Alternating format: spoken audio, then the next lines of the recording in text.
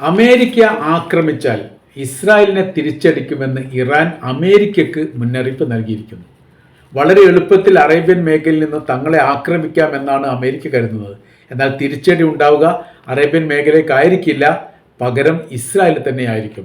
ഇസ്രായേലിൻ്റെ തന്ത്രപ്രധാനമായിരിക്കുന്ന മേഖലകളും ഏരിയകളും കൃത്യമായ രീതിയിൽ തങ്ങൾക്കറിയാമെന്നും 180-ലധികം മിസൈലുകൾ വിട്ടത് കൃത്യമായിരിക്കുന്ന ലക്ഷ്യം കാണിക്കാൻ വേണ്ടി തങ്ങൾക്ക് സാധിച്ചിട്ടുണ്ട് എന്നുള്ളതിൻ്റെ അവകാശവാദം കൂടി ഇറാൻ ഇതിനോടനുബന്ധിച്ച് തന്നെ പറഞ്ഞിരിക്കുകയാണ്.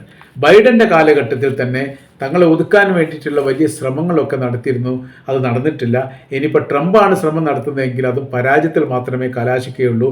തങ്ങളെ നേരെ ആക്രമണം നടത്തുന്ന ഏതൊരു രാജ്യത്തിനും കനത്ത തിരിച്ചടി നൽകുക എന്നുള്ളത് തങ്ങളുടെ നയനിലപാടിൻ്റെ ഭാഗമാണ്.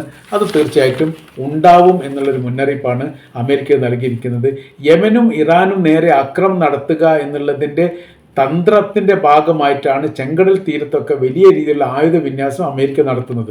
ഇതെല്ലാം തങ്ങളുടെ ലക്ഷ്യത്തിലുള്ളതാണ് എന്നുള്ളതും സർവ്വ മേഖലയിലും ആക്രമിക്കുന്നതിൻ്റെ ആദ്യപടി എന്ന നിലക്ക് ഇസ്രായേലിൽ തങ്ങളത് ഉദ്ഘാടനം ചെയ്തുകൊണ്ടായിരിക്കും നിങ്ങൾക്ക് നേരെ തിരിയുക എന്നുള്ള ഒരു മുന്നറിയിപ്പ് നൽകിയതോടുകൂടി യഥാർത്ഥത്തിൽ അമേരിക്ക ആകെ ആശങ്കയിലായിരിക്കുകയാണ് എന്നുള്ള റിപ്പോർട്ടാണ് അവിടെ നിന്നും മനസ്സിലാക്കാൻ വേണ്ടിയിട്ട് സാധിക്കുന്നത്.